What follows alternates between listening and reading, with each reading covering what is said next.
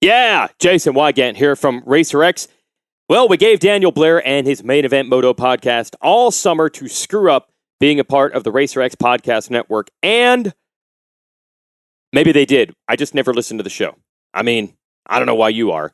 But either way, we didn't get any email complaints, probably because no one emails anymore. So we're going to keep the show as part of the RacerX podcast network. But first, a word from some sponsors. Air Medcare Network. What if you're hospitalized with an injury far from home? You'd want to recover close to family and friends, and with an Air Medcare Network Fly You Home membership, you'll have control of where you're treated. You'll be transported to your local hospital of choice with no out-of-pocket cost, and you can now save $10 with the offer code 10MOTO. That's 10MOTO. Visit airmedcarenetwork.com/RacerX offer 1. That's the number 1 to get that $10 off your membership. Essentially, it allows you, if you get injured at a race and you're not close to home, you can get flown back to where you live so you can work out of a hospital that's local, which is a lot more convenient for family and friends. Also by Maxxis Tires. You already know that Maxxis delivers the best tires for your bike, but did you know that Maxxis also offers high-quality tires for your car, light truck, trailer, ATV, mountain bike, and much, much more? Maxxis Tires will let you hook up, pull the whole shot, and beat your competition in any terrain or conditions. Just ask the king, Jeremy McGrath. To learn more, go to Maxxis, MAXXIS.com. And this podcast is sponsored by ETS Racing Fuels. With unmatched consistency and performance, ETS powers some of the most winning teams in motocross and supercross. You already know the riders and the team, but you probably don't know the fuel. Why? Because champions don't give away their secrets. But now with ETS's new online ordering system, you can have ETS Racing Fuel delivered right to your door, your shop, or the racetrack. So it's easier than ever to get ETS's championship-winning performance in your tank, whether you're racing 2 strokes or 4 strokes, 2 wheels or 4 wheels. Go to ETSRacingFuels.com and you will have your own winning secret to keep. ETS Racing Fuels, the most winning fuel you've never heard of. And now, on with the show. Thanks for listening to Main Event Moto. Skivvy Underwear, SKVI.com. Team Skivvy, baby. Ah, yeah, this is nice. Snuck out here to the public pool at night with the wood grain. Team Skivvy, baby. What was that? Team Skivvy, baby. What's up, Scummy? Founder of Skivvy Underwear, right? Team Skivvy, baby. Yeah, Team Skivvy. Team Skivvy, baby. Team Skivvy. Skivvy Underwear, I get it. Team You don't have Skivvy, to baby. keep saying Team Skivvy, it. baby. Dude, you're so... Man, just get off me. Let me go. Team Skivvy, baby. Team Skivvy, baby. Man, Scummy, you don't have to try to drown Team me. Skivvy, baby. Yeah, I get it. Team Skivvy. Team Skivvy, baby. Okay, all right. I'm gonna get some Skivvy Underwear. You're listening to the Main Event Moto podcast, powered by Nature's Bakery. Time for episode I don't know of Main Event Moto. 141. 141. How do you always know? Is it written on a computer or something? Yeah, it's written down. Because I know you're not looking at nothing. Each time I set it up, I have to, relabel it. So it's already labeled for this one. Yeah. 141. I have to look it up too, though. Don't worry. So earlier today, you didn't know. Yes. So when I don't know, it's not on me. It's on us, but you just did your research early. Correct. All right. Well, it's episode 141 of Main Event Moto. Huge shout out to Nature's Bakery, Fly Racing, Skivvy Underwears, Mika Metals, Scott USA, No Toil, Honda Cowie, K-Team of Modesto, Guts Racing, EMT Racing, Key Bar, Rep Racing, and Motosport.com. Joe has Anaheim 1 2019 on in the Batcave. I like how I come in here every week now with a little surprise. Why'd you go with 2019 Anaheim 1? Kind of a sloppy little bit of a mud. Here comes RJ Hampshire, and Adam Cincerello is down. Ooh-wee. Remember that? That was a long time ago. Yeah, feels like forever ago. Oh, Adam, in the mud. In the mud. In the mud. Why'd you choose this? I don't know. Just felt like kind of doing a refresh this past season. We're just kind of getting re-caught up since we're zeroed and locked in on 2020 round 1. Yeah. Well, before we get to round 1, we still got some off-season to go. It's going to be a good show. We got Michael Antonovich of Swap Moto Live coming on the show. He was at the Bercy Supercross. That's Paris, France. Bercy. Is it really, or are you just guessing? No, I'm just messing with you. Yeah, okay. He's going to come on. He was there. And speaking of Justin Barcia, who won Anaheim 1 in the mud, Barcia also won the Paris Supercross or Bercy Supercross or however you would like to call it. Fernandez was there. Malcolm Stewart was there. Jeremy Martin, Joey Savacci, Vince Freese, Justin Hill. It was stacked for a off-season race. That's got to be probably the biggest one, I'd say, competition-wise, where you have the most names. And you'd have the more, I guess, a relevant analysis is needed because it's a lot of players next year. A lot of questions, too. Savacci on a Suzuki, how'd he look? How does Justin Hill look on his return to giving a damn? That's what I'll call it, because from what I understand, he does. And he was pretty fast there, too. But we'll talk to Anton about that when we get him on. Joe, I posted an Instagram photo today which raised quite the ruckus in my comment section, and I want to talk about it. A listener wrote in, sent me a snapshot, I'm assuming, of the results at an outdoor national back in, I think, 01. I think it's 2001 or 2002. I think 01. And it has me in 10th place at an outdoor national. Chevy trucks, 125, pro motocross, and a screenshot with yours truly inside the top 10 at an outdoor. And I wrote in the comments, see, I wrote outdoor, ... at producer Joe Gallo. And did you see the comments? I saw a couple of them when I made my little comment, but then Yeah, yours was great. Deep fake, huh? Yeah. Really? Yeah, no. Well, it's not. This happened. I see through the bullshit. Ricky Carmichael responded with, must be the running order after the first lap. Ha ha. But the comments were pretty funny because you have half the people literally talking trash, making fun of me in any creative way they can come up with. Oh, it must have been the parade lap. Oh, everyone must have fell in the first turn. Jokes. Then you have some really nice people out there that are like, dude, that's awesome. See, you weren't crappy at outdoor. Blah, blah, blah. And I feel like I owe it to everybody to come clean on what this picture is, I think. Okay. This is not the first lap. It is not the parade lap.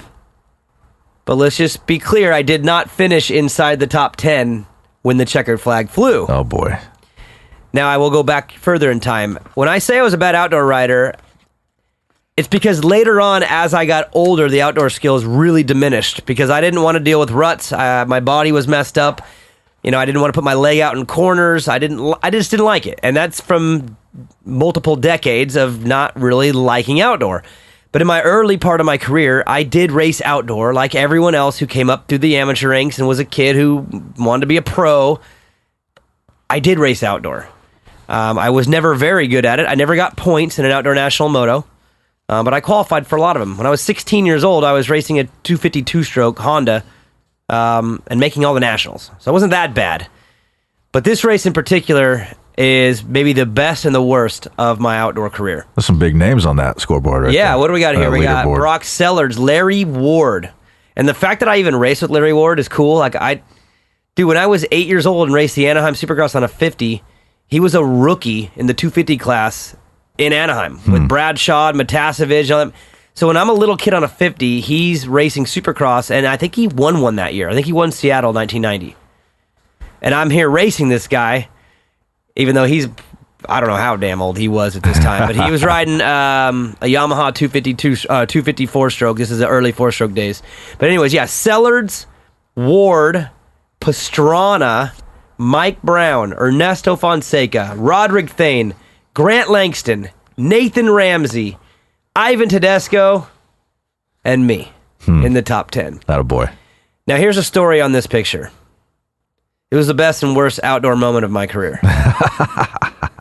The Washougal National, I'm pretty sure. If this is not Washougal, then someone did Photoshop it, because it's the only time that I can remember in my brain I was ever inside the top 10. Washougal National, I have 20-something pick on the gate, and somehow, some way, there was an open gate in the very inside, like gate 3, like the horrible gate pick. And Kenny Watson, remember good old Kenny Watson, waves me down there, come on down.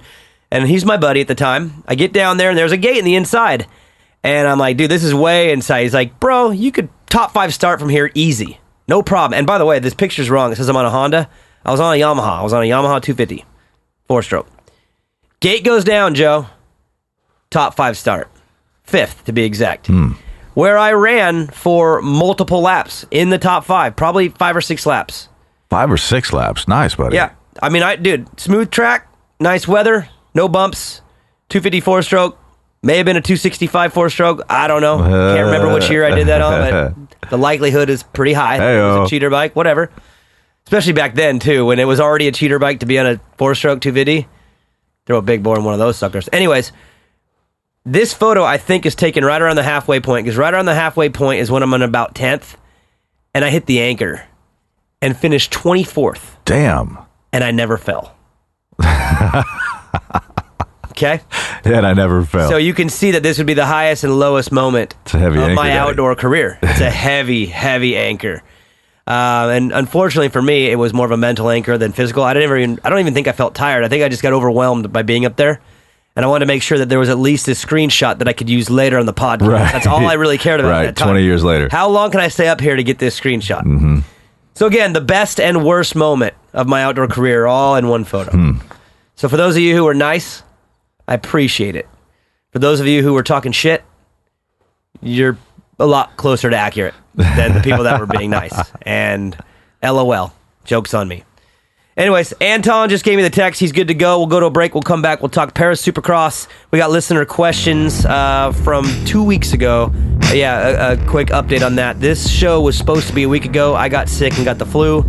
And then my travel schedule got really weird, so we pushed the show off a week. So the listener questions are from a week ago, Joe. Yeah. I asked some specific questions, and the listeners came through. But we'll take a break. We'll come right back on with Michael Antonovich. Main event moto. Let's be real. Kids and adults like things that taste good. What if you had a food that tasted unreal and was healthy? Dad, get me some Nature's Bakery. What flavor, Evan? Any, duh. Seriously, my kid is a pain when it comes to track snacks, but since we started eating Nature's Bakery, it's gotten a lot easier. But Dad, don't you always call Mom a track snack? That's not what I mean, Evan. Make sure you eat Nature's Bakery when you're at the track. Convenience is everything to us in the Batcave, and that's why we rock a key bar and no toil filters. Trust producer Joe, you're sick of that jingle jangle in your pocket. Yes, sir. Just go get a key bar, like your Bat Bros. And if you're not using no toil filters, you probably still have a flip phone. They make one of the worst bike chores easy.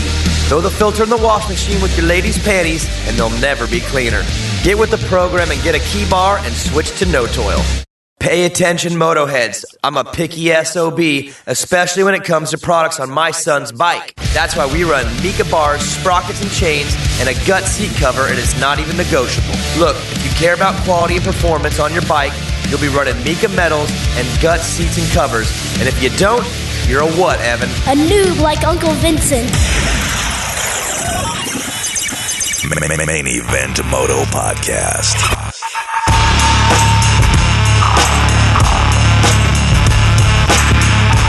Welcome back. Michael Antonovich of Swap Moto Live joins us now on the show.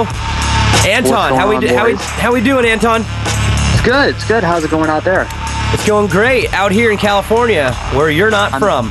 I'm not there. No. So what happened? All right, so fill me in. I didn't know this until about an hour ago, but you are back in the Midwest to the homeland. Yeah. So earlier this year, with everything that had happened, like the Transworld shutting down and not really having to be at a home office, my wife and I had been eager to move back to Illinois at some point in the future, and now was the best time as ever. You know, our whole families are still back here. I'm going to still travel to every race, but being in the middle of here, like, it cuts the operating costs in half. I get to go to places that we have kind of forgotten about being in California all the time. So central location, more time to do work, lower cost of living, be with family, like all good things. Nice. And with Swap Moto Live, again, what's your title there exactly? What are you doing over there?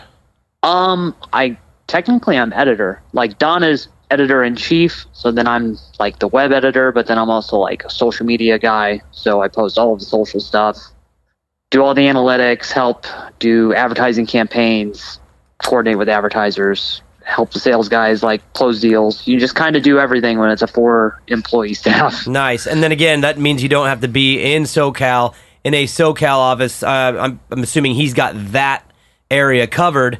Yep. And you're covering things more broadly, so that gives you the ability to be wherever you want, because you just got to be with your computer, which means you get to go home. And that means St. Louis, home race?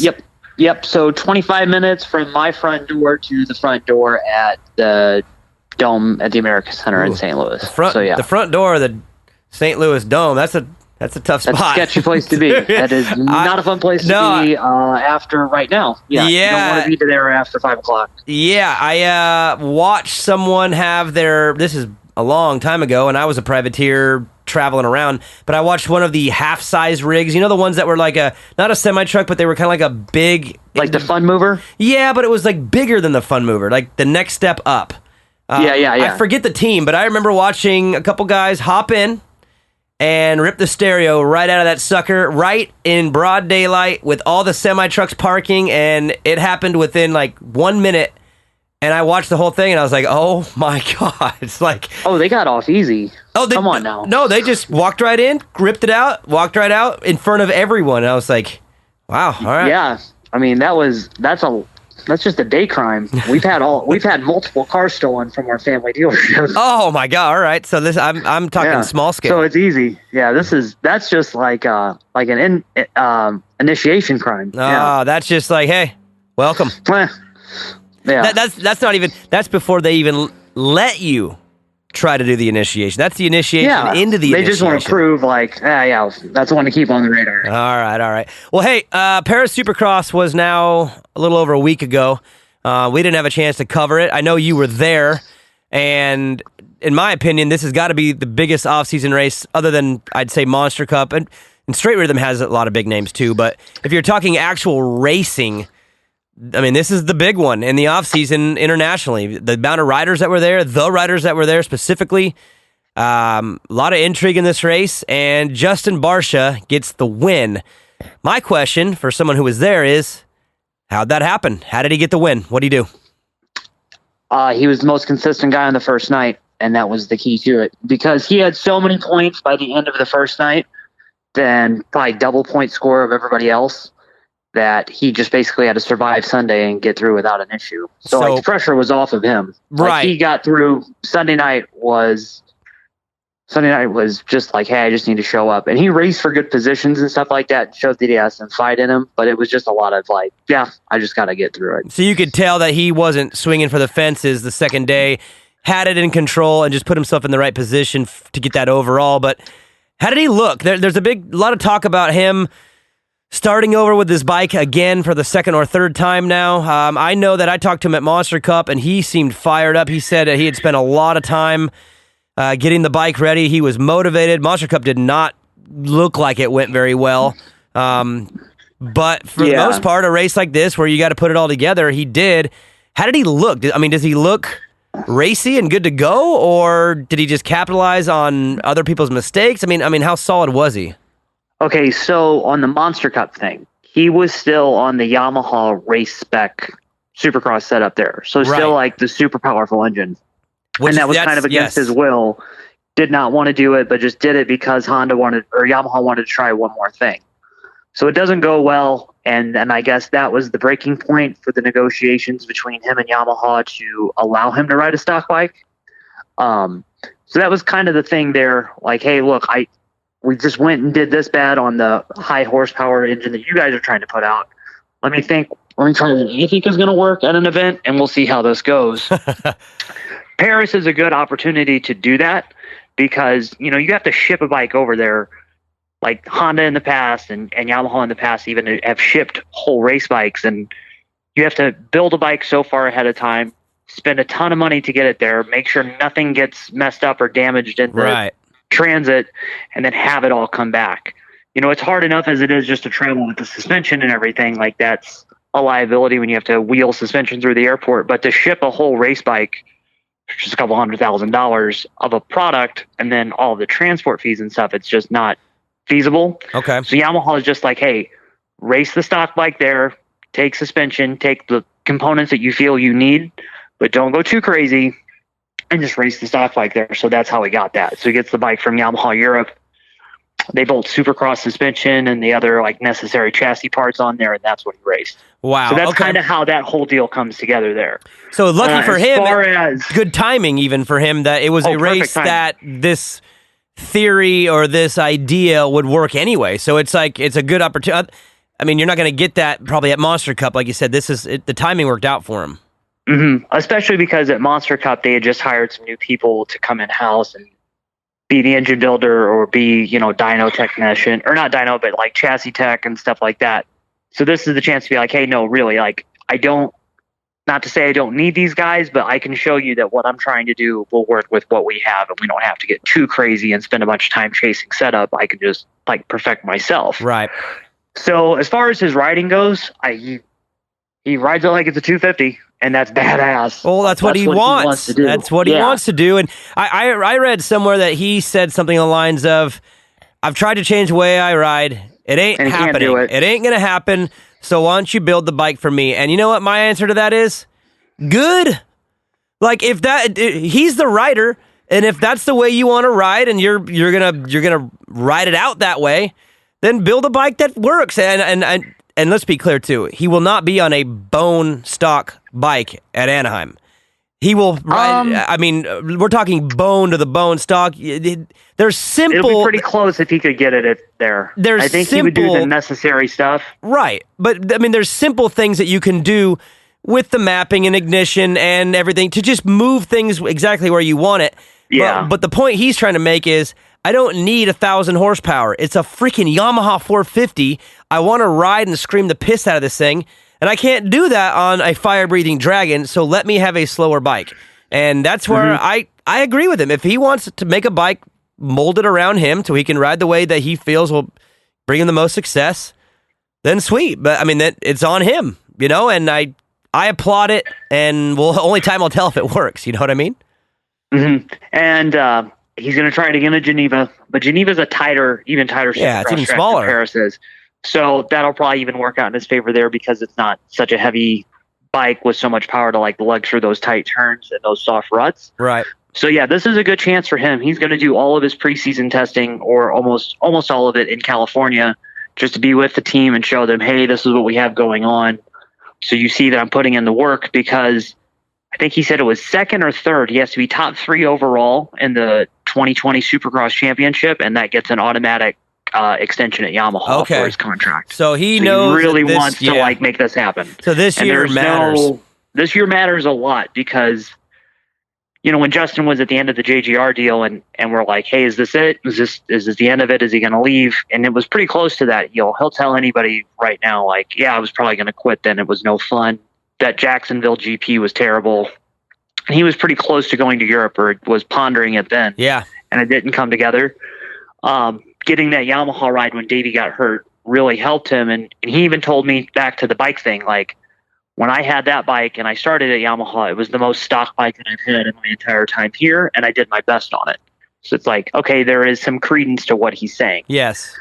And over time, as they build get up a little bit gnarlier, it gets way off the track. And for what I understand, even with him and the Yamaha guys, a number of different times this year, they've kind of gone down some rabbit holes the wrong direction, have had to come back. So it sounds like another reset. And he told me at Monster Cup that he's loving the feel of the bike. So maybe they got that stuff figured out, and now maybe it's just the power thing, and then he gets the bike he wants, which, again, it all goes back to him. It is on him right now, with this being almost like a last chance in his last chance. And if it's on him, then you put it on him and let him, live or die by his bike choice. And if that's what he wants to do, then it's on him. And I applaud that, where a rider can take control of their own equipment, and if the results work, good job. If they don't, then you had your say. And that's my opinion on it. And it's like you and I said kind of before the phone started, you're watching Anaheim on in the background, and he won that race last year. Right. And he said, like, hey, the reason I kind of do feel I won that race was because the mud makes the bike so much heavier. You have more wheel spin. So then the bike is slower, and I get to like do what I want to do with it. Like, the weight slows the bike down. Right. The wheel spin is there, so I can just rev the shit out of it, and just I know the back end's breaking loose, and that's how I want to ride. But to the bigger point, like, this is not some guy that hasn't won in years. Like, he just won this season. You know, he's shown that he's competitive. He was doing very well, what was it, last year, up before he got hurt at Dallas when he got landed on and broke his hand and missed a couple races. Like, he was in the mix then. I was like, he's going to have the red plate again at some point in time. Like, this is a guy that is a front runner. He's just not had things go his way these last 2 seasons and really at a lot of points in his career. If this is what it's going to take for him to, like, put that last little bit together, like, he has the whole package around him right now. Yeah. Like, if the bike is good, great. He's happy with all of his sponsors. He doesn't really have to chase a lot of different stuff. Like Scott, Arai, Alpine Stars, they're there. Like, he doesn't have to worry about that stuff going anywhere. You know, same people around him that he likes. Yep. And then the other thing is, too, like, his chick and his mom and his dad, like, everybody's in. Like, everybody's happy. It's all cohesive. Like, there's really good synergy with everything. So he has all the stuff there. He just can't have a wrist injury. Right. You know, and which he's has always been so many of them. I feel like him and Baggett, it's always something that doesn't take them out, but ruins just, their like, ability fucks to him up ride. for like 4 weeks. Yeah, it's always these things that just ruin it, but he's good enough to ride, and he rides through it, and then he rides bad, and then you forget how talented he is because he rode injured all year, and you just forget. It seems like those two guys, it's the same story all the time. And and yeah, to your point, backs against the wall a little bit again. I'm sure he does well. Yeah, and he does do well. And then, okay, so he goes to Paris, gets the win there for the reasons you said. Now take us back to night 1. What happened night 1? I mean, I saw videos of a lot of crazy things happening, but I just don't know which happened in which night and which race. But I saw Fernandez taking out So Hill. Fernandez? Start there. So Fernandez Hill was okay. Jeremy Martin got the lead in the first moto. Jeremy probably could have ran that one all the way to the finish, but he stalled in a tight section and gave the lead to Hill. Fernandez was coming through, jumped long off of this triple into a corner and went long into the corner and then hit Justin, which is what sent Justin over the edge. Yep. Malcolm didn't have the greatest start.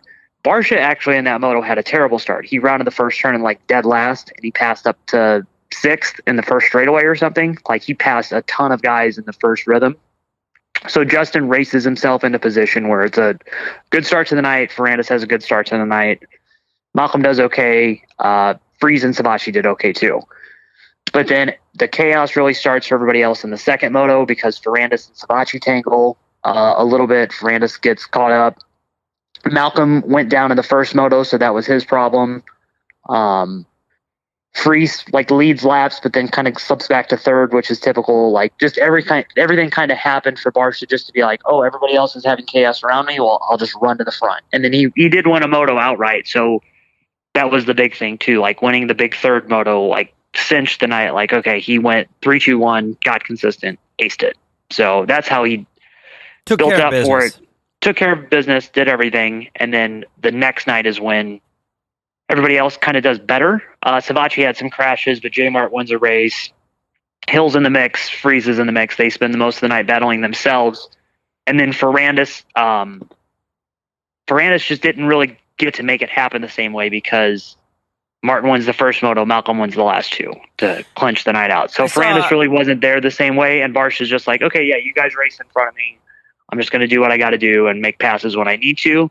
But he never like forced the issue or took anybody out the second night. Right, and just clean racing. You mentioned Jeremy Martin. Aggressive racing. Yeah. Aggressive, but just stayed clean as far as not really, nothing happened to him. Like, everyone else had at least 1 or 2 things. He just kind of stayed out of trouble. When he went to make the pass on Fernandez in the second moto on Sunday, Dylan did go down, but Dylan said it's because he clicked into the wrong gear going into the turn. And he's like, yeah, I got hung up. Barsha was there. So I had to fall down because I made a mistake. It's just so happened Justin was in like close proximity. That's what it looked like. It didn't look like a take. Yeah, it looked more wasn't like a a takedown oops, or anything. Where both guys would be like 2 mistakes at the same time. Yep, that's what it looked like. Jeremy Martin, I gotta admit, I'm in shock. Like, I knew that he'd come back and be competitive, but I thought it would take a long time because he was gone for so long, and I thought if there was success early, it would come in outdoor. And I know we haven't got into the Supercross season yet, but the way he just looked at Monster Cup and now this on a forfeit, like, really? This was much better than Monster Cup. Like, Monster Cup was good, but this was like considerably better because he led laps. When he did lead laps, it didn't seem like he was rattled or panicked or anything. And Jeremy like has really rethought like how he has to be on the bike, because in a lot of ways he probably had to rethink his body positioning and his riding technique because his back is still a little limited in what it can do. But all of his movements on the bike, like where he positions himself, his revs, like how hard he hits everything, it's real controlled. It's never like he's wild or dangling off. Like, he's super precise, and he gets great starts right now. And that's the big thing that's helping him. Like, he's into the first turn ahead of everybody, leaves ahead of everybody, and then just can kind of put in his work. And it's been huge. Like, he could have won 2 races on the night or on the weekend. He could have won Saturday night's first race, and then he won Sunday night's first race, and it was big. And for him, awesome, huge man. mental boost. Like, we talked at the end of Sunday night, and I was like, "Hey, man, it was a good one. Like, that's going to be a big breakthrough win." And he's like, "Yeah, I didn't really think about it," but he's like, "I know that's a big one." So he's glad to like build back to where he was, because that's what 2020 is going to be. There's no like 450 intentions or anything like that, because Chase's move and all of this time off has kind of taken that away for a little bit. Right. This is his chance. Like, hey, come back, be as competitive as you can be in Supercross, likely be in the hunt for a title. Come back in the outdoors, pick up where you left off. Try to be get in the that hunt title. for that title. Yep. And we'll slowly rebuild you back to where you wanted to be on the 450. Wow. Well, I mean, big he takeaway. looks better he than looks I great. ever did. I mean, he looks better even at Monster Cup. I'm watching him ride, and I'm like, he looks like he has not missed one day on a dirt bike already. Looks much better in Supercross than he ever has. And that's Ever. Is that For just like Supercross, mental? he's been sketchy. Is that just mental reps, just watching and adjusting? Because he's always looked stiff, rigid, and a little scary, and now he looks stiff and rigid. He looks stiff and rigid, but it's like it's to absorb everything. Right. Like, it's not like he's fighting it. It's just like, hey, I need to be like kind of tense to take it. To be prepared for the next thing that comes up. And so it's like a different kind of like real rigid riding style. Wow. The big thing right now is, this is what my takeaway was. Fernandez is the 2019 250 West Coast Supercross champion. Jeremy is mixing it up with that guy on similar equipment. They're both on 450s with some modest modifications, pipes, and all that stuff. So if Jeremy's on pace with Dylan, that's a good sign of like, hey man, he is back to where he needs to be. Well, and he's dicing with the current Supercross champion. Don't forget his last year on Supercross, before he had the injury, he was winning. He won a couple of them back to back, and it wasn't like he won he was waxing everybody. Yeah. So if he can get back to that, or maybe even somehow better, then that changes the conversation on possible favorites, because he is a multi-time champion, and when you're a multi-time champion, you have that little special it factor. You know how to do it. So I'm just blown away that I thought it would take a lot longer, and the fact that not only is he even riding and racing again, but looking possibly better, I mean, give the guy massive credit for that. That's awesome. I think like if you think back to that last year that he got to race Supercross, like when he was doing really, really well, the last thing that happened was there was a big crash. I want to say it was in Indianapolis or something that really just like did the bike in. And he's had a couple like, hey, he kind of gets on a hot streak in Supercross, and then there's like a hard crash that comes and erases the progress, which is even worse in like a 250 East Coast series, because there's no time to make up for it. Like one bad night and it's over. But I think that like he now is seeing how close it can be to getting taken away. He's like, okay, look, I'm going to do this, and I want to be competitive at it, but I'm going to ride within my limits completely instead of like dipping a toe out of it to see what other little extra is there, because it's always been that extra little bit that's always gotten him into those scary predicaments. Right. Moving on to Malcolm. We're all fastest guy of the weekend. Okay, because we're all fired up. I think the whole sport is fired up, and my question is, did he back it up at least the way he looked? I know the results weren't there. There was little issues here and there, but did he back up Monster Cup? Is he as good as advertised? He was the fastest guy of the weekend, without a doubt. He was top rider in qualifying on Saturday up until the last lap when Dylan got it. And then he made a lot of passes. He went down in the first race, made quite a few passes, was in the mix for good results on the first night. And then was top qualifier Sunday, won the little Super Pole like single lap event time trial that starts the night show off, won that by a considerable amount, and then went 2-3, or went, he was like second or third in his first race, and then won the last two. And it's right there. Like, if you look at the lap times for many of those races, he has the fastest ones of the weekend, and he looks the most comfortable, and he looks fit, which he hasn't had all of those pieces before. It's been like, okay, he's fast, but he doesn't have the stamina, or it's, he's got the stamina kind of coming, but he hasn't figured out how to not make so many mistakes. Right. And it looks like he's pulled all that stuff together, because him and Barsha have had a long history of like really close battles at these international races. Like, when you get done listening to the podcast, go look up their Geneva head-to-head stuff. I put a GoPro on Malcolm at that race, and like him and Barsha just destroy each other for the whole video. That's awesome. It's amazing, But for so long, Malcolm was always left open to Justin just destroying him in turns. And like, he tried to fight back, but it seemed like he could never like counter back to that move. He outraced Justin every time. Like, Justin would try to make a block pass, Malcolm would wait, like Justin would shoot a shot, and then Malcolm would slip right back by, and it was over, and Justin couldn't answer to it. So Malcolm's figured out like the racecraft element to it. Like, he's fast, he's fit, and he has that now. So he's the complete package for the first time in a long time. And obviously the whole team is coming together. Bike's good, team is really good. Everything else that he's got going on right now, it's like, hey man, you're on a program that has worked. Like, Cooper Webb won championships on this. Aaron Plessner has won championships on this training program. This bike has won races with Justin Brayton. Like, it's all there. You just need to put it together on your own now. And you've won a race now on it, so you know that it works. How about Justin Hill? How'd he look? A lot of flashes of speed, but I think he had a lot of mistakes that just happened around him in the weekend, or there were other issues that he couldn't even deal with. Saturday, the engine that they had taken over there from XPR, something went wrong, so they had to pull it out. Not XPR's fault. It was just like some mechanical issue that they don't have all the resources to fix when they're on the other side of the world. So they put the stock engine back in.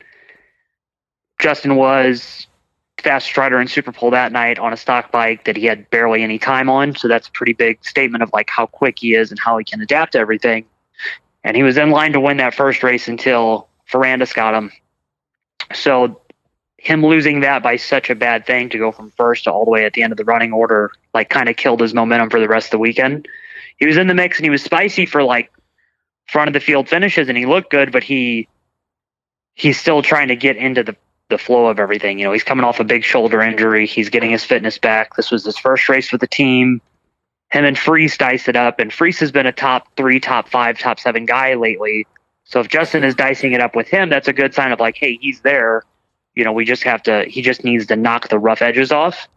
The Fernandez thing was a big talking point with him for the weekend, because everybody's like, that, the French kid did him in, but like Dylan felt so bad for doing that. And Justin saw both sides of it too. He's like, I understand that it was an accident, and like, I wouldn't take him out, because like, if I take him out, then I just have all the French fans mad at me. And if I roll over, like, yeah, I just lost the position. So It doesn't matter. He's in like a lose-lose situation all the way around. So he's just like, yeah, the weekend didn't go the way we planned, and he did have super high expectations, but he gets another shot at Geneva to try to sort it out. So that'll be good to see what he can learn and adapt from there, because he has to show people like, hey, I can overcome these little setbacks. I can't have one thing happen and then that take away all my progress. And like derail everything. He has to show everybody like, hey, I am legit right now. Like, I've learned in the past where I let one thing mess up my whole game. He's like, I'm not going to let that happen now. I have to do this now, because this is really the last shot he's going to have. It has to work this year for him to reestablish himself. And he could be like one of those guys like Brayton or Malcolm or Freese that reestablishes his whole career at Moto Concepts and continues on there. Yeah. Once Tony and Mike Genova seem to get a hold of a guy, they do a really, really good job at keeping them around. Right. I had a chance to talk to Tony about it a few weeks back, and I'm a big believer in him. I think he understands how to work with each person individually.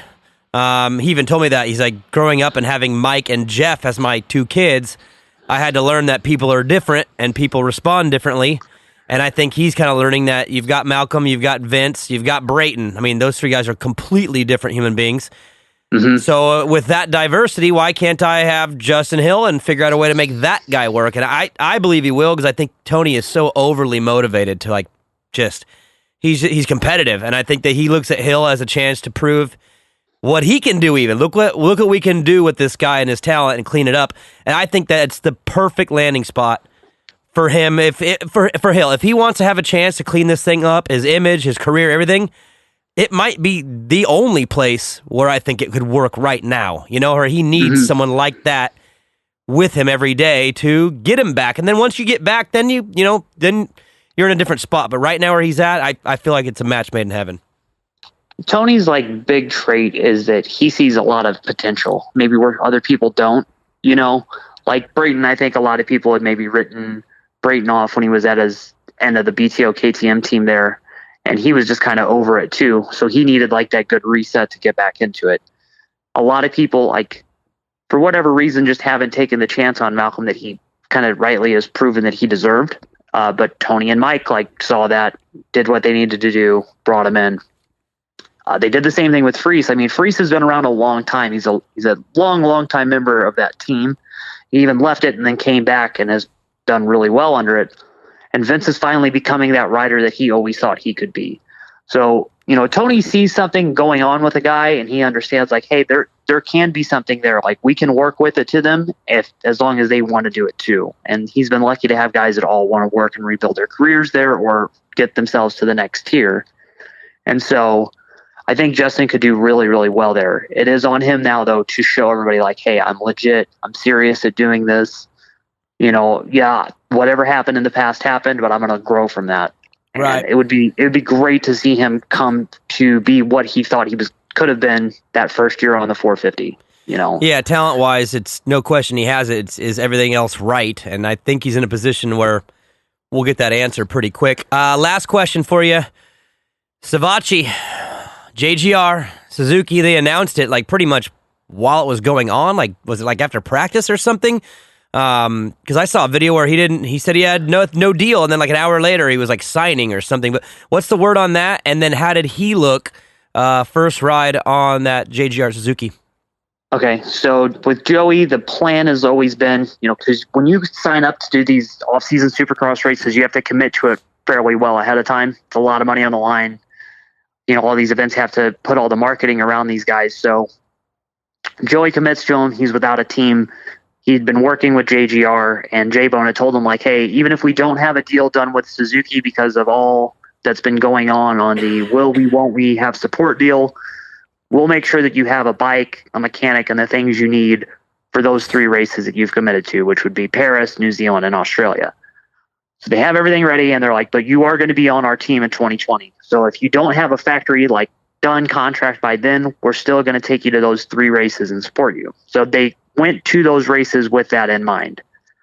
He went to EICMA, the big trade show in Milan, did a just one appearance for his gear sponsor and his helmet sponsor, knocked all that stuff out. There's the JGR Suzuki bike, and then he's going to ride the Suzuki and do the unofficial debut at Paris.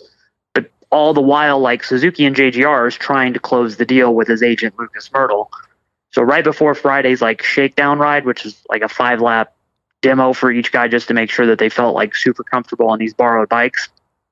Right before he goes out, JGR, Suzuki, and his agent all come to an agreement. He signs a contract before his first session, and then comes out and has the deal done by Friday afternoon. So it was literally a done deal on Friday afternoon. Wow. Guy B interviewed him, and they hadn't signed yet. But I had already talked to Joe, and he's hey, just come back later, and you and I will do this interview, and I'll just tell you, hey, that's a done deal. You can be the first interview with me to have. And that kind of goes back to the podcast thing from me and him earlier this summer. We've established a good rapport, so right. It works. That's a cool thing about being a journalist. You kind of get those digs and those little edges with other guys by winning trust over. Right. So come back, do the interview with Joey as I edit it, and then go to upload it on the really slow Wi-Fi at my hotel that I stayed at. The JGR press release comes out. So we post that stuff up. Joey looked good, for what it was first weekend. He did really competitive lap times. If you're a super fan of the sport, go look at the results on Swap Moto Live or whatever, and you can see hey, he has the pace on a bike that pretty much only had like a pipe and tires and handlebars on it. It didn't have a ton of other stuff. He had more parts this weekend down in New Zealand, and he'll have more parts in Australia, but they won't be the full factory bike that he's been testing in North Carolina. He spent like 2 weeks living in North Carolina, like extended stay, testing with the team to make sure everything was good to go for 2020. He likes the bike a lot. He admitted like maybe he had listened to too many people's opinion of like, the bike's slow, it's this, it gets last in all the shootouts, it's outdated, it's whatever. But he's like, I got on it, feel comfortable on it. It's super nimble. Like you don't have to like force it to do what it needs to do. And he's not a bigger guy, so he has to finesse the bike more than rely on like brute strength. And he's like, and look, the electric start thing, he's like, if I do my job right, I only need to start the bike one time and then let it run for 20 something minutes and then finish where I finish in the race. Like kicking it should never be a concern of mine after I'm off the starting gate. Like, well, fair. Like that's a good point. And that's what I've thought in the past too. As competitive as the 450 class is, if you have to start your bike anyway, you just screwed up kind of messed pretty up. bad. Yeah. Like it's not Something like bad has happened. Now unless you're Tomac or Roxon or one of the top guys who could maybe power their way back up into the top 5. If you crash out in a 450 race and you have to start your bike no matter what, you screwed up. You're screwed anyway. Yeah. So don't do that. I agree totally. Like I agree. And there's other things that go into it. Like, look, we all know that Suzuki is going through what it's going through and that it is what it is. We're lucky that they're racing this year, but I think that within the next little bit, we'll know how those situations will be played out for the future. Because racing involvement around the world is kind of getting slowed down a bit. Honda's pulling out of their Japanese program, which is huge. Honda to not have a factory race team in Japan is big. So it's not like just one brand is not going racing. All of them are changing what they're doing all the time. But back to the Savatgy thing. Joey looks good. He looks like he can get it done. This weekend in New Zealand was a little bit rough. He got caught up in a big wreck on the first SX1 final. So that kind of put him in the hole for the rest of the weekend. But he looks comfortable on the bike and he seems happy. Like he knows, hey, I have everything I need to have. Like this team's going to give me all that they can give me. I can't ask for anything more. I'm not going to be battling with someone else with this inter-team attention or whatever. Like everything that they're doing is going to go towards me. And I have everything I want. I have a factory contract. It's time for me to just go out and ride like I know I need to ride. Yeah, done deal. Now get to work. And that's got to be a good feeling too, because he's been waiting around for a long time wondering. And it wasn't, from what I understand, it wasn't a wondering if JGR wants me. It was more wondering what JGR can do. So it's not like, that's almost worse sometimes because it's like, I know they want me. I know this is probably going to work out. But then you hear all the rumors and news about Suzuki, yada, and you probably it just weighs on you. So for him to get that over with probably is like, I'm not going to judge his results from these two races. That's why I'm asking what he looked like more importantly, because he's got plenty of time now to move past a probably uncomfortable offseason and get into race mode. And he's a rookie of the year. I don't expect him to not be good next year. And again, for the not JGR, but the Suzuki haters out there, your points are valid, but I'll tell you right now, I've ridden Suzukis multiple times in my life. They're good. That bike will be great. It's like, maybe it's not going to be, it'll be 5% off the other ones. They're good bikes. And again, it's rider preference. If it fits the way he rides, then he could be better. They're all that good. Especially in that class where it's not a power thing like you got Justin Barshall wanting to run a stock bike, all right? The 450 class, I think Joey will have plenty of power on a Suzuki.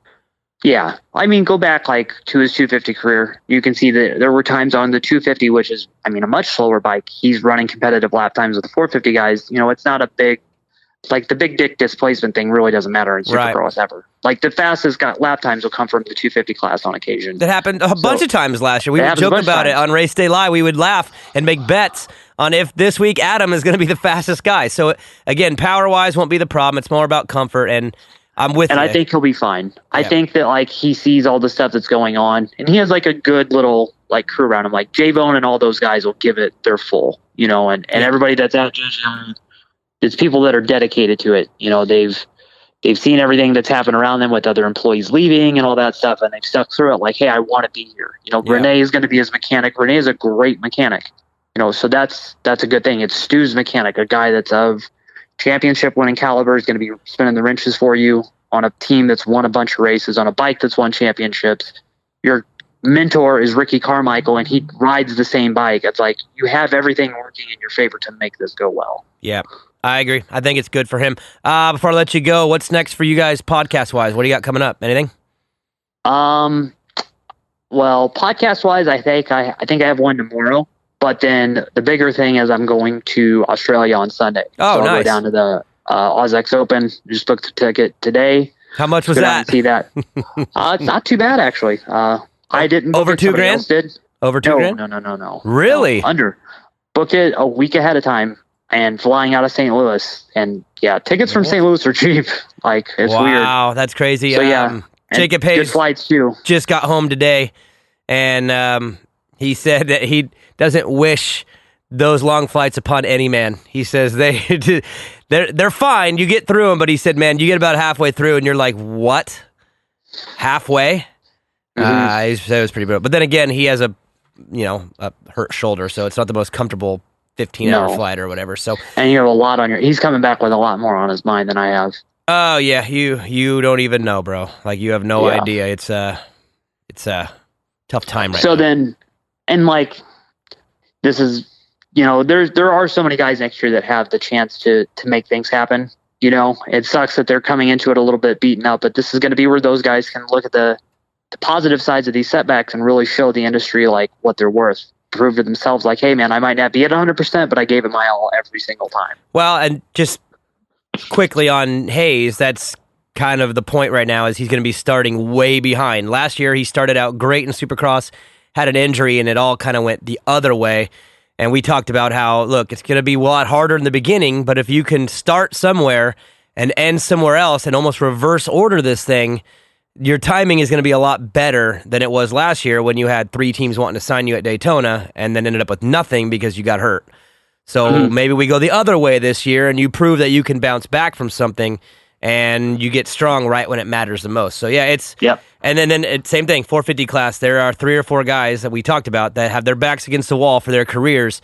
And when you put a bunch of people on the track that all have the same back against the wall, that's when we all get entertained, and that's what we're looking for. This is going to be an amazing race season, all the way across the board. Like, I think those battles in like 1 through 5 are going to be good. There are going to be some blowouts here and there, but like every position is going to matter on the track because there are 250 kids that had factory contracts that are going down to smaller teams just to be on the track next year, and there are kids that had those smaller team rides that are going to be privateers. They're going to be fighting for everything they can get. Like, guys have a lot on the line next year, a lot of pride. And it's going to make for amazing racing. Yes, it is. Thanks for joining us, Anton.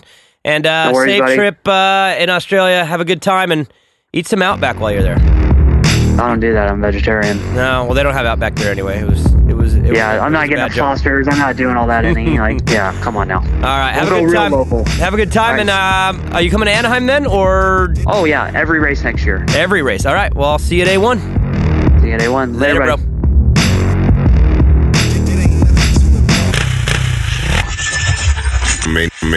Main event moto. I hate to say it, but our NorCal Motoheads are pretty spoiled. Why? Well, where do they ride, Joe? Riverfront, East Street, and Prairie City. And don't ask me who takes care of them trackside and during the week, because it's EMT Racing. And who takes care of them trackside during the week, Joe? Really, man? I literally just said EMT Racing. You didn't hear me? That's right. If you're from Northern California and support Main Event Moto, then spin your laps at Rep Racing Tracks, buy your bikes and parts from Modesto, Honda, Cowie, KTM, and make sure EMT Racing takes care of your trackside and service needs. Spin your laps at Rep Racing Tracks. I see what you did there. I like that. If you're from Northern California and you're a true Motohead, then you better get your bike from Honda, Kawasaki, KTM of Modesto. They also got betas, ATVs, and side-by-sides. And if you don't know how to use Google Maps, well then here, I'll help you out. Visit them off of Carpenter Road in Modesto and see their track support parts trailer at all California Central Valley races. Visit www.hkmodesto.com to apply for the rider team, store deals, and upcoming events. And check them out on Instagram at Honda_Cowie_KTM. Main Event Moto Podcast. Ooh-wee. Joe, I almost died during that interview. I know, man. You all right? Anton just texted me. He says, sorry about your coughing there. I just kept talking to cover. Haha. And he did. I don't know what happened, dude, but I was literally, I thought it was the end. Well, hopefully you're not. I think I'm good now. I feel like I drank this nice glass of water that you got me. Yeah. Thank you. I appreciate that. Anyways, Joe, oh my God, exciting news. Are you ready for some exciting news? Hell yeah. No Toil is back on board for 2020. Fly Racing, back on board for 2020. And we have an old sponsor who is back. And when I say back, I mean in a big way, and I have an announcement upon that. I don't think that's the right wording, but you know what I mean. Screen Printing Done is back with Main Event Moto. Can you believe it? Ooh, I love it. Neil's back. Yeah. And shout out to Neil. Yeah, we are kicking things off with something pretty amazing. ScreenPrintingDone.com. If you need anything done shirt-wise, I mean, dude, he's the man, and I'm so pumped to be back with Neil. Anyways, we want to kick things off with something pretty cool for Christmas, Joe.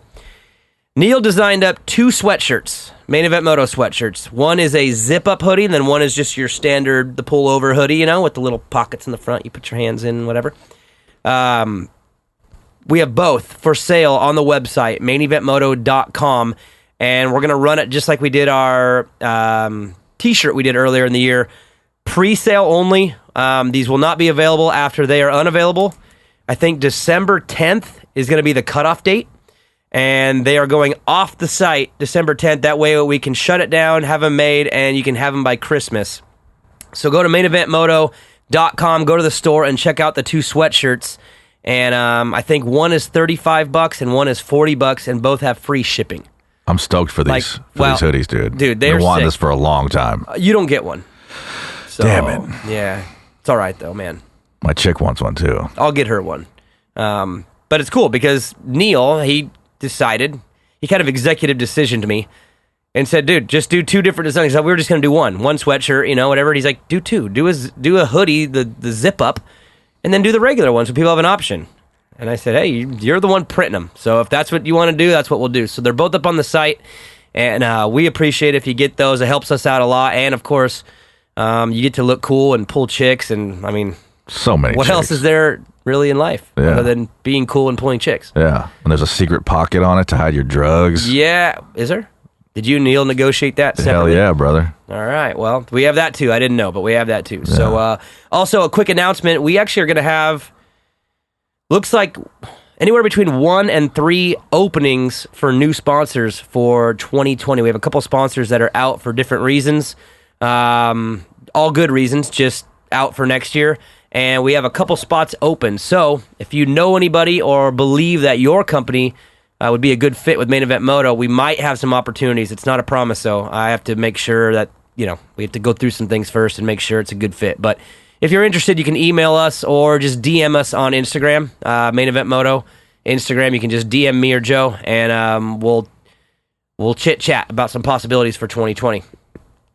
Joe, you ready for listener questions? Let's do it. Scott Prospect, Goggle listener questions, which, by the way, remember I hinted around it maybe being the Fury? Yeah. John Knowles said, nah, just keep it the Prospect. You're all good, bro. Oh. So my idea got shut down twice in a matter of a week, which is fine. Scott USA, Prospect listener questions. I posed 3 questions on the Instagram, which, again, for some of you out there that haven't, I've had people email and be like, how do I get in on this? It's Instagram. That's where we do these. I asked 3 questions, Joe. Number 1, Savatgy versus Hill in 2020. Who do you got? Will Dylan Fernandez be a legit contender in the 450 class when he moves up in 2021? So getting a little ahead of ourselves there, but just for fun.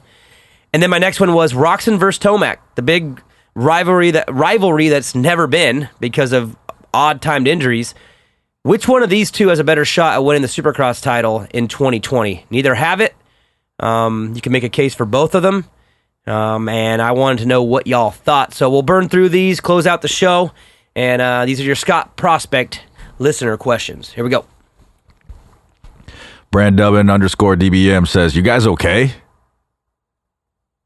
He says, he follows it up with, did the Clintons suicide you over something on the main show? No, that's, again, we were sick. I was sick, and if I'm sick, we're sick, right, Joe? You're damn right. So we were sick and had to take a show off. I mean, literally, like almost death again. And maybe I'm being over-exaggerating because I just said I almost died 10 minutes ago about coughing. But for real, I was wrapped around a toilet all night long, throwing up, and I did not have the energy to do this show. So we just moved it back a week. I apologize, and we're back at it, and we're all good, and I'm okay. Next one. Rigrat710 says Sloppy will for sure be better over Hill over the course of the season. Frenchie don't want it, but definitely knocks out Marv for being the second place Frenchman, and ET3 finally gets it done before his four-peat. So Tomac's going to win the four-peat in the summer. He's going to win the Supercross title. Sloppy Joe's going to be better than Hill, and Fernandez is going to what to Marvin? Be number 2 behind him? Knocks out Marv for being the second place Frenchman. So first place Frenchman and second place rider. Okay. Before we go on with any more of these responses, what do you think? You know Hill and Savacci's story. Hill's the ultra-talented, somewhat underwhelming 2019 season on JGR, but now he's with Tony Alessi, remotivated, giving it another shot, low salary, dangling carrot, chasing a future. And you have Joey Savacci, Rookie of the Year, rode great, got kind of screwed by the situation with Kawasaki, just the way it landed. Ends up riding for now JGR, who is putting things together somewhat late, but has somewhat of a basic setting. Both riders seem to be happy. Both are super successful in the 250 class. But, Joe, which one do you got at the end of the year? Who has a better 2020 season overall? This is a tough one, man. That's why it's going to be a good battle for sure. I hope that Hill delivers. I have a little bit better feeling about Hill, not for any justification other than just a feeling. Okay. But Sloppy Joe, this might be his year to deliver some of the goods. So either way, but good question. I mean, I asked it in a way. I see two riders at two different stages, but both their stages are similarly important. You know what I mean? Mm-hmm. Savacci got screwed by the Cowie deal. Got a 1-year deal, did great. On any other year, it wouldn't have been like this. It just fell that Adam was moving up. That's just what happened. And all the other teams were full. It's just how it happened. So for him, he looks at this as a situation to maybe right the wrong and maybe, rebuild. Maybe JGR comes back in 2021 with gas. I don't know. You never know. I'm just throwing that out there. So maybe for Savacci, this is a start at a new home that he could be with for a long time, or maybe not. Maybe this is just a bridge back to one of the other manufacturers. But I think that he's motivated, and Justin Hill, obviously, I've said this before. If Hill is going to race this year under the circumstances that he's in, he's motivated. He's not going to go out there and do this all for nothing unless there's a reason. And that's why I believe that a fully motivated Justin Hill is dangerous in the 450 class. And I like both a lot. I've been a fan of Savacci more than most have on this show for multiple years, unlike my brother. And I think that's going to be a battle within the battle that Anton was just talking about. Not just for the top 5, but there's going to be battles all the way through that matter. And this is one that I want to keep an eye on. I lean like I'm assuming most of the people in the listener questions. I think Savacci by the end of the year will have the most points, but I think Hill will give you the best individual night. And I don't know when and where, but Hill will do something a little bit more spectacular at some point. But I think Savacci ends up having more by the end of the year. That's my pick. Next one, Joe Fernandez, again, 450 guy. We're a little bit early on that, but with Paris, got a chance to see him ride a 450 back-to-back years there. He looks pretty good, but do you think he's got that special it factor to be a Marvin? Let's be clear. You acting like being better than Marvin is going to be some kind of easy feat. Marvin's been incredible in this 450 class for a couple of years. Just because he hasn't won the titles doesn't mean he hasn't been one of the legit dudes in the 450 class since he's been there. He's top of the pecking order, man. John Elway of Supercross. I feel bad because we always poke fun, but in reality, he's like one of the sickest dudes in the 450 class over the last 5 years, 4 years, 5, whatever the exact number is. And to match that, if Dylan was to match that, that would be insanely successful. It wouldn't be like, oh, that'd be a letdown. That would be incredible. Marvin's had a great career. So what do you think, Joe? Does Does Dylan have that it factor? Can he be at Marv's level? Marv's more consistent, you know what I mean? He's there all the time, week in, week out. He's at least on the podium. I like Dylon's style more because he's just more aggressive and just lets it all hang out. A little looser. He'll have a couple of awesome nights, but the consistency just isn't quite there. I don't see the consistency. I'm with you on that, but this year was a year of improvement on that. To get the Supercross title, outdoor he came on. I think this year was a big move in the right direction. Mm-hmm. So if 2020 Fernandez can come out and take one more step towards that and be just the top guy every week and really become consistent, then I really do think he could be at Marv's level. But he's got to kill it this year. He can't go backwards in any way. It's got to be a continuation on what he's done. Right. I think he could surpass him because he has that extra aggression that Marvin clearly does not have. Yep. If he can just rein it in, you know, like rein in the consistency and keep it steady. Be a little more consistent, but keep that fire. Yeah.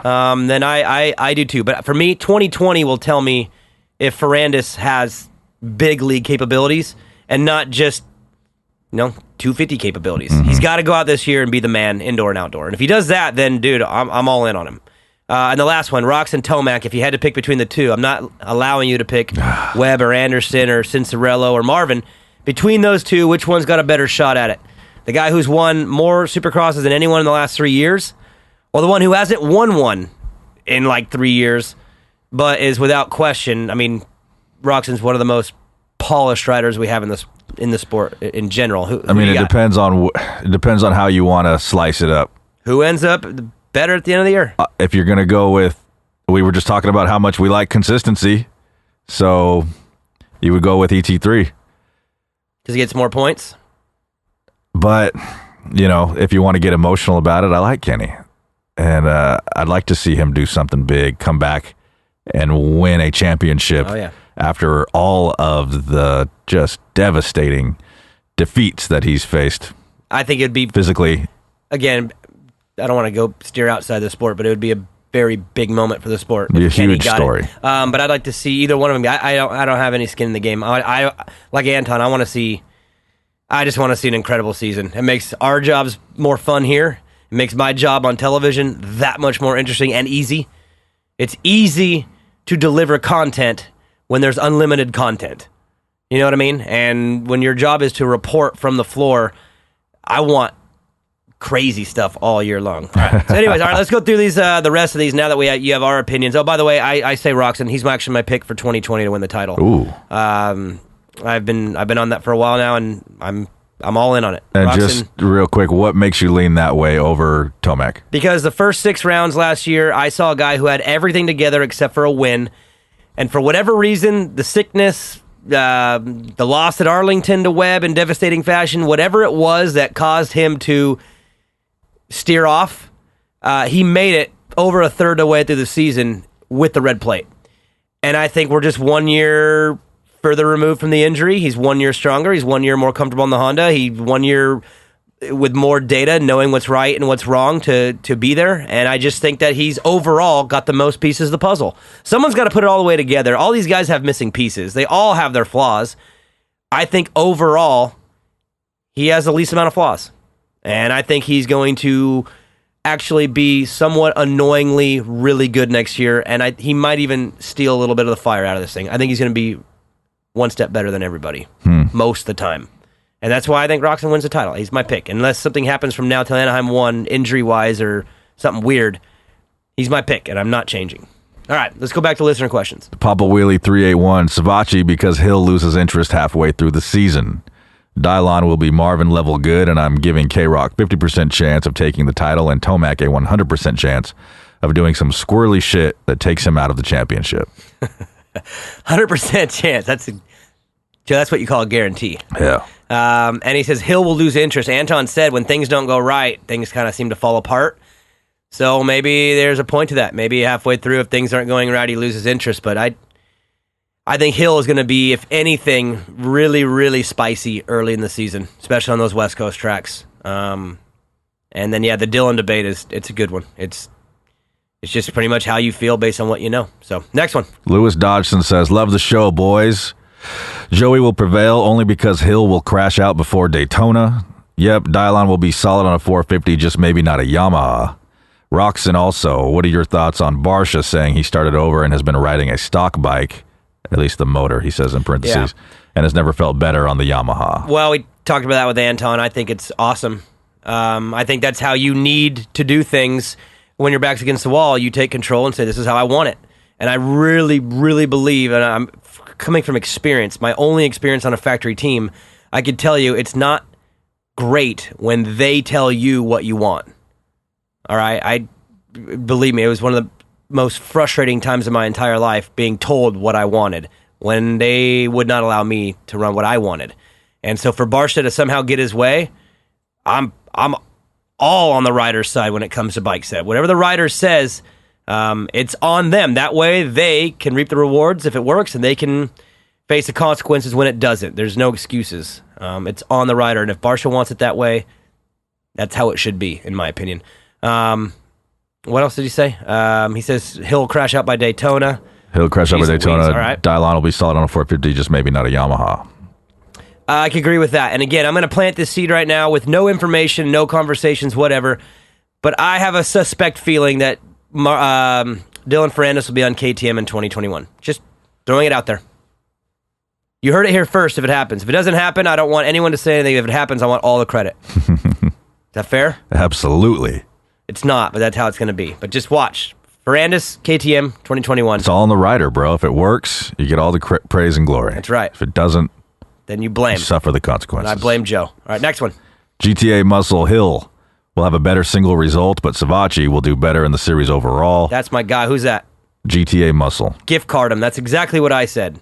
Can I just give him the gift card, or we got to vote? It's up to you. Gift card him.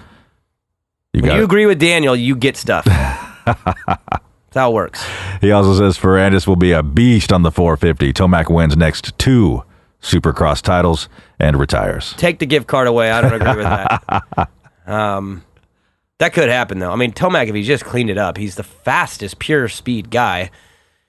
But man, it's just always, it's like, you know what's funny is one of these guys, well, maybe not. Maybe Webb wins again or Anderson wins again, but Tomac, if Marvin, Eli, or Kenny win, it's like finally one of these guys clean it up. And the other two will be like, why him? Why did he get to clean it up and not me? You know what I mean? Mm-hmm. There's that added pressure of there's 3 of you that have all had a good shot at this thing, and you've all been blowing it. Mm. If one of you gets it, that means the other 2 is going to be like, man, why couldn't have I been the one to clean it up and get it? You know, like if you're Kenny and Eli gets it finally, you're going to look back and be bummed. Like, why didn't you clean up your act and get it? You know, vice versa. So, but again, Webb and Anderson are, I mean, they're back to back. Those are your title guys. There's more to it than speed and talent, and those guys have proved that 2 years in a row when they weren't maybe the best guys. So, it's going to be good. There's so many good storylines. All right, next one. Jeffro725 Hill, because Savachi is on junk. Fernandez will be a better version of Marvin. Who cares about Roxon and Tomac when the championship will come down to Webb, AC, and Anderson? Mookie wildcard. What do you think about that? I'll let you take this one. I think he's right, man. I mean, I don't know about the Hill Savachi thing, the junk. I don't have an opinion on the bike, but, you know. You would have to actually ride a one. bike in your life to have an opinion on. I'm fully aware. That's why, stay in your lane, bro. Who's your pick to win the I mean, we're way early, and we'll do it our official preview show when we do it. But right now, sitting in November. I can't call it right now. I don't know. I'm still deliberating. You ain't deliberating. I'm soaking it all in, bud. Full of it. I'm not full of it. Next one. Eddie Neva official. Savachi for sure will wax Hill, especially with that chip on his shoulder and no JGR title sponsor. Fernandez will be a smooth and consistent top 8, unless he is the one to break this factory Yamaha curse. 2020 SX champ is Tomac. This is the year of a more consistent Eli. This is the year, Joe. The year of a more consistent Eli. And Joey is going to wax Hill. All right. Next one. Shamilton 839. Hill has the highest finish because he is motivated with low salary, high bonus contract. But Savachi is higher in the standings end Gift of card the year. Well, we'll see what he says right now because the other guy's got it right now, but we'll see if this guy takes You might actually end up delivering the gift card on this one. Fernandez will reach Muskin level, but no championship in 450. Roxon is 2020 Supercross champ. Stamp it. Man, I feel like I want to give it to him now because he agrees with me all the way through. Who's that? Shamilton 839. And who am I screwing over? You're screwing over. Who's the guy that I gave it to? GTA Muscle. Oh, he's got muscle in it. Is he like big buff guy? He's a big beat old my buff ass guy. at one of these Supercrosses. Walk Whoop up. that ass. Thanks for the gift card, bro. Smack. Yeah. We'll flip a coin between those two. All right. Because I feel bad because I already promised, but I really like Chameleon or whatever his name is. What's Shamilton 839. I like Shamilton's answer better. It's dead on what I think. All right, next one. Luke Richards 243. Savachi gonna kill it this year, full of piss and vinegar. Whoa. All right. He says Hill gonna hill. What's that mean? Probably means lose interest halfway Okay. through. All right. Couple heat race wins and a bunch of 12th place mains is what he says. A couple heat race wins would be great. That's big time in the 450 class. He's never done that before. That'd be huge. Then he says Tomac close second.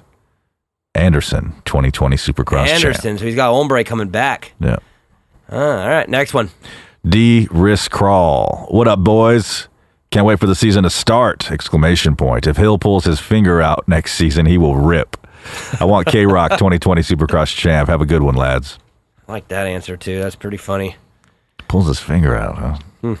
K. McNabb 927. Savachi. Don't know what DB is thinking that Hill gonna do something. No gift card for you, bro. 10 other guys want it more than him. Dylon has a shot at being a top 5 or 3 guy. Kenny, the world. Is that what he said?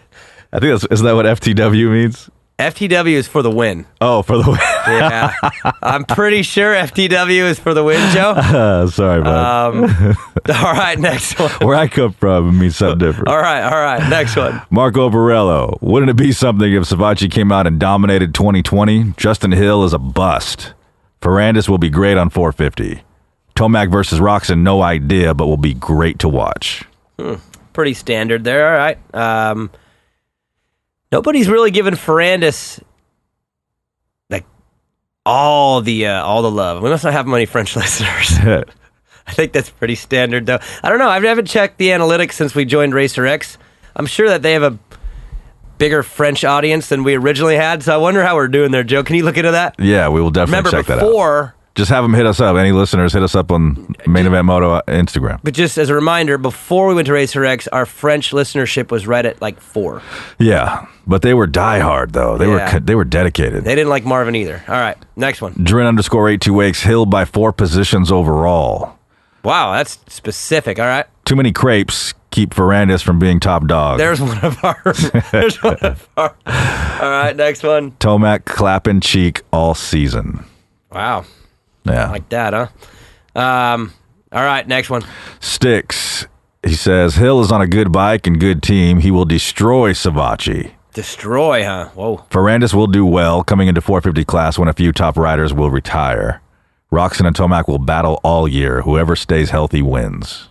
That's true about Fernandez. When he does come in officially and gets through his rookie year, sophomore year, you'll probably be dealing with some of the top guys that won't be there. Marvin won't be there. Eli, who knows? It's a big mystery. I've told you guys before, I think he's got 2 more years, and I think he'll retire after that. So Dylan will be coming into a little bit different class. He'll be dealing with Webb, Cincerello, Roxon. That'll be kind of, the pack that he deals with, and then Faulkner up after that. Sexton will be in there. So it'll be a little bit different look when Fernandez is a full-time 450 guy. I don't think it won't be this class. You got to remember that. All right, next one. Brandon Knowles. He says, Tomac versus Roxon. Tomac has won more Supercross races in the last 3 years than Webb, Anderson, Roxon, and Muskin combined. True. He says, I counted. Okay. He's won more 450 championships in the last 3 years than those 4 combined, and Eli has more professional AMA championships, 250, 450 Supercross, Motocross, than any other active racer currently. That is all true, but there's one factor. You know what he doesn't have? 450 Supercross championship. Got a lot of stats, sounding a lot like Carl Malone, Charles Barkley, Oh, no. Dan Marino. Uh-oh. Who else was just legendary that never got the title? And again, this is Supercross. Not out. Don't correct me with your outdoor stats. I know. but no Supercross championships. Who else, Joe? It's like that. Who else was like that in Supercross? There was... Pastrana's the funny one. He never won a 250 Supercross main. He didn't stay long enough. It's not fair all the way. It's not like he tried for a decade. He was gone before. I mean, he was barely in his 20s. He was out. So, I don't know. Marvin, Kenny, Eli. There's 3 for you, and they've been around, and it's been due for those 3. And they'll have another shot at it coming up here in a couple months. It's going to be good. I want to give a huge shout out to the sponsors who make this show happen. Huge shout out to Nature's Bakery, Fly Racing, Skivvy Underwears, Mika Metal, Scott USA, No Toil, Honda, Cowie, KTM of Modesto, Guts Racing, EMT Racing, Key Bar, Rep Racing, and Motosport.com. Joe, who are we giving the gift card to?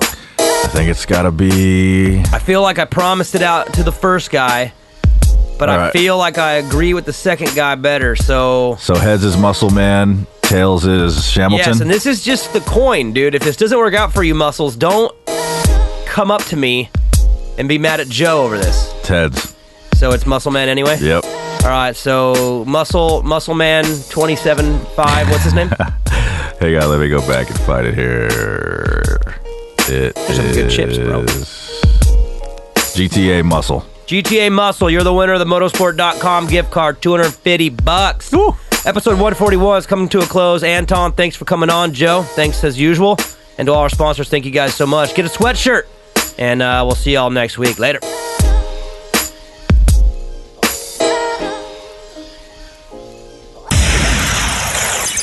Main event, Moto. Screw it. You know it by now.